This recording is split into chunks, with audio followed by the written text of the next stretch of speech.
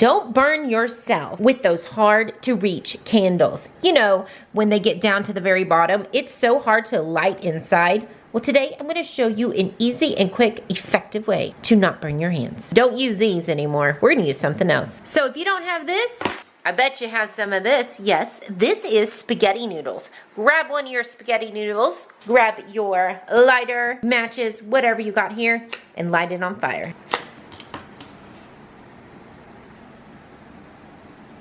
Then, all you're gonna do is now you can get all the way down in there and light your candle.